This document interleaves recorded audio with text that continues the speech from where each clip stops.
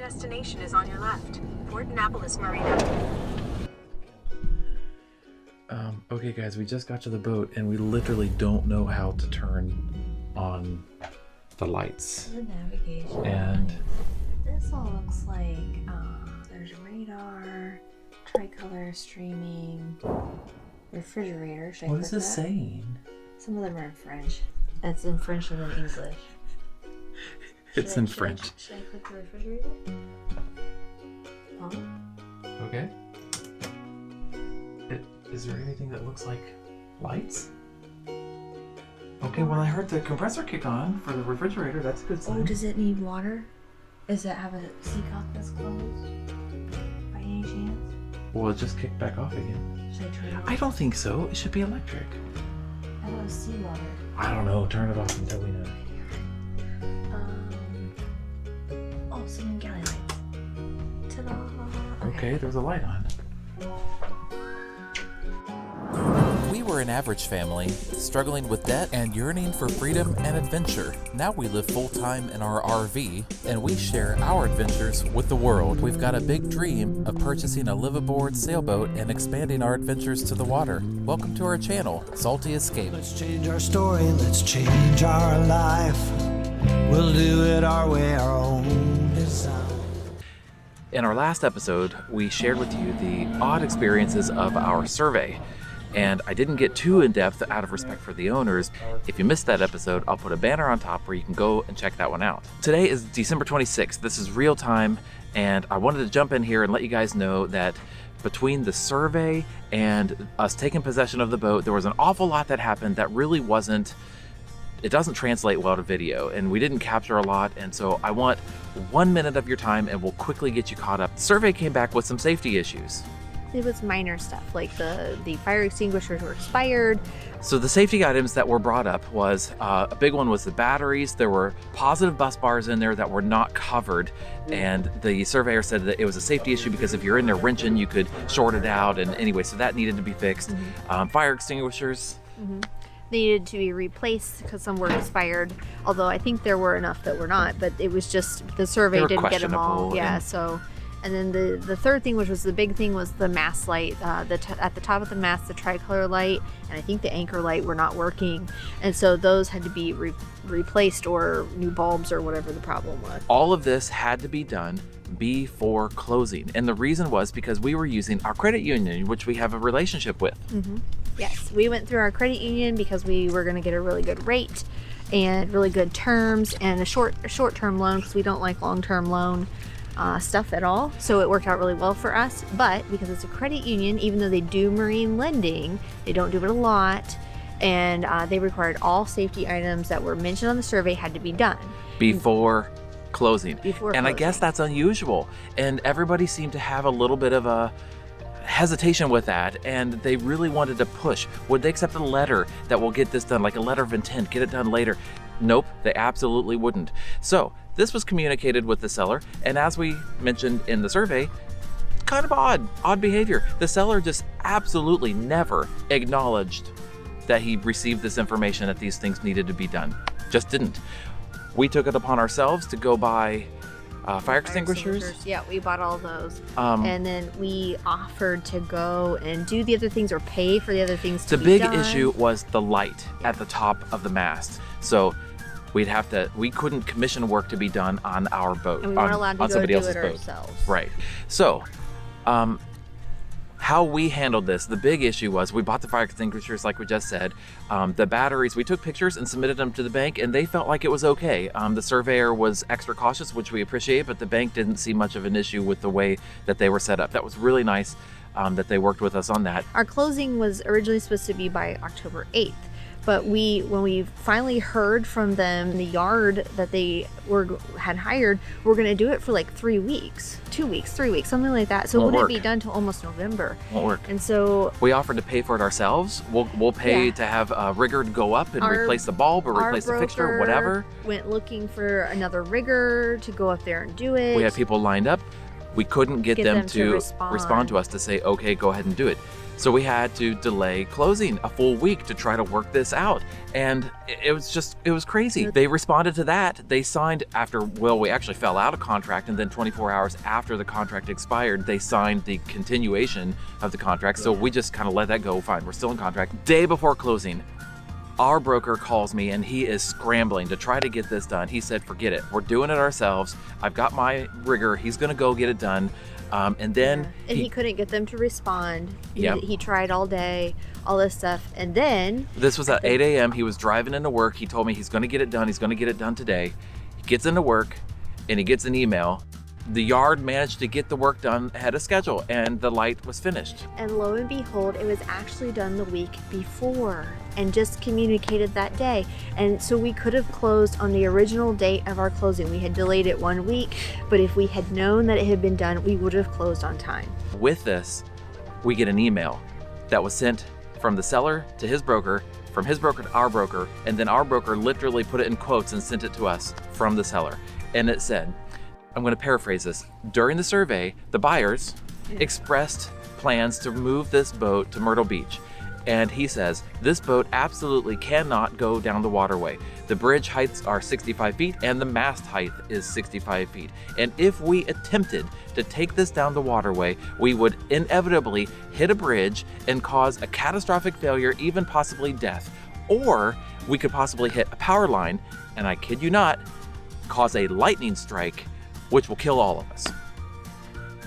Yep. So typically, for those of you that don't know, the bridge heights are 65 feet. There's one questionable bridge in North Carolina, the Wilkerson Bridge, that can be 64 feet. Our broker told us in his 10 years-ish of doing this, he has never encountered a person more afraid of their own boat. And it's sad because big dreams, like I said in the last video, that were just not going to come through for them. Fortunately, Corey had been able to figure out who owned this boat prior and had been able to speak to them, and they had taken this boat up and down the waterway. We did know the Wilkerson Bridge would probably be an issue, and we'll get to that in a future video. Yep. If we went that way. However, the rest of them should be okay as long as we had 65 feet of height. So as you can see, if you look around, we're actually in South Carolina right now. So I believe we made it. So this boat is currently named Tomosi. That's a story for another time. It was previously named Ojigwan, and we know that because on the listing, it had the old photos from years ago, and it was called Ojigwan. It also had the old description from the previous listing, from the previous whole sale thing. Yeah. So anyway, we get on the computer, start Googling Ojigwan. Well, it turns out Ojigwan now is a custom high-end catamaran builder in Virginia, and they had a YouTube channel where they had some videos featuring this boat. And we contacted them, and I talked to the previous owner, and he lived on this boat and sailed it up and down the East Coast, all the way up and down the waterway. He told us exactly what we need to know, and I'm so happy that we were able to get in touch with him. So this video picks up. We have closed, we have taken possession of the boat. We drove all through the evening, 1 week after closing, to arrive in Port Annapolis. At about 2 in the morning. At 1 to 2 in the morning. Yeah. As our first time walking on the boat as owners. Yeah. And it's surprising how much we find and how much we didn't know. The learning curve is like a sheer cliff right now. Anyway. And also, I got food poisoning. We're not going to talk about that. On the way. We're not going to talk about that. It was terrible. Okay, hope you enjoy. Right.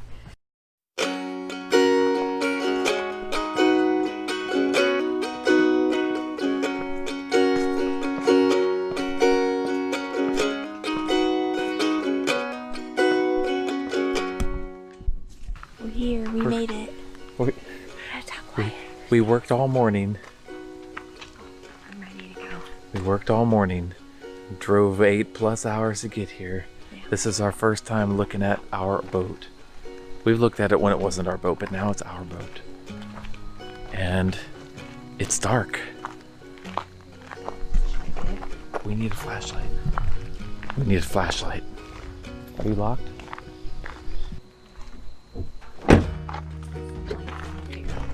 We really don't know what the atmosphere is like here. It looks like there's a lot of people that live on their boats because there's a lot of cars in the parking lot. So we're gonna make our way down.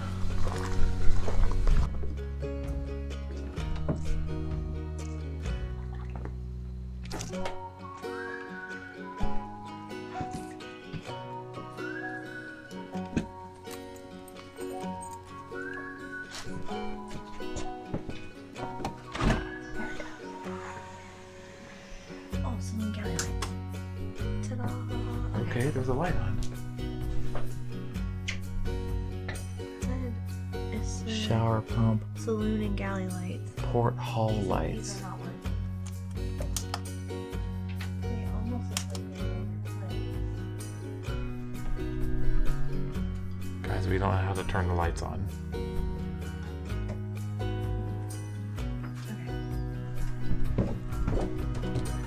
Oh, that works.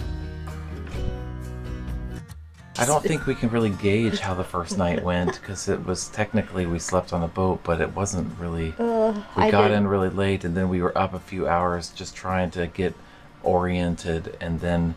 We figured out a lot on our own though. Yeah. Yeah. We found the light switches that we couldn't seem to find. We thought for sure there must be a problem with the wiring or bulbs were out or something, but no, there was a light switch. It's They're hiding. covered up, yeah. We found it.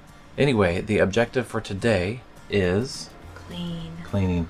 A lot of cleaning. Oh, basically dirty. every surface, horizontal, level, vertical, whatever, we have to Everything get needs cleaned. a good wipe. Also, we need to get it smelling better in here. Yeah. It's just very Got dirty I've and got a bit of a headache.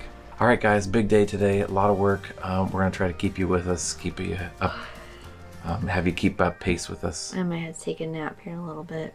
All right, so we're gonna call this the circle. We've got this big circle hatch right in our cockpit, and It's disgusting. there's not been a whole lot of love here for a while. I just don't even know what we have here. Industrial sprayer, heavy rubbing compound. All right, well, I kind of think maybe we need to try to get all this out and see if we can rinse this. I think it's just dirt. I don't think that this is oil and grime. It looks like it's just mud from years of no one touching it. I made really good progress here. If you have a look, this is looking much better, but I did it wrong.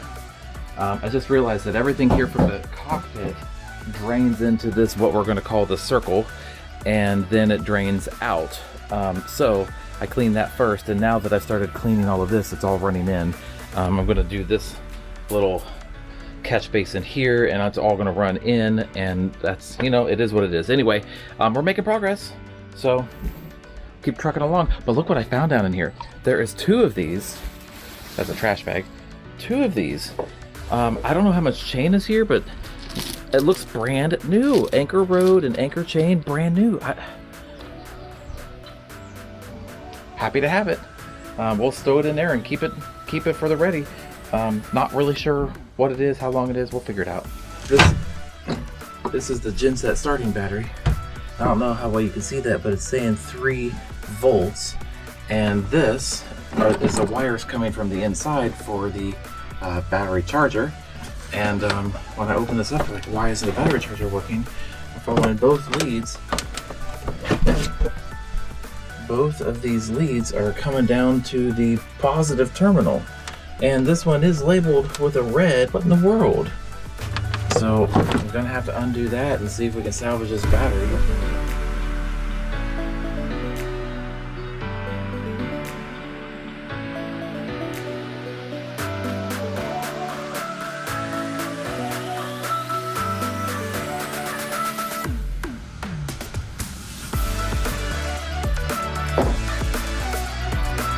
Okay, I know it's probably hard to see because it's getting dark out here. We have worked all day long.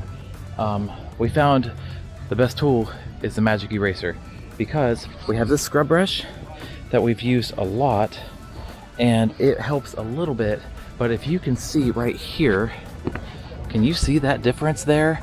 That is the magic eraser, and surprisingly the brush doesn't get it done like this does, and you don't even have to scrub hard. So for all you people out there that are going to tell me, oh, never use a magic eraser, you know, this is kind of a dire situation here and we want it to look good, and then we're going to follow it up and we're going to wax it and do all those things you're supposed to do, but we're not really like digging in. It's just like a light rub, and it is remarkable. You can see the clean area here, and then up there is a dirty area that we haven't touched. Over here you can see on the deck some of the areas that we've managed to hit a little bit. This side of the top is totally undone, whereas over there is done. So we've got this deck light up here, but it's not all that great. We're gonna try to get this done, or at least a lot more of it done before we can't see anymore. So I gotta go. We're gonna work late into the night. So we're getting ready to leave, and we're going to depart next week and open up these engines and make sure that the seacocks are closed, and we've got water down in here.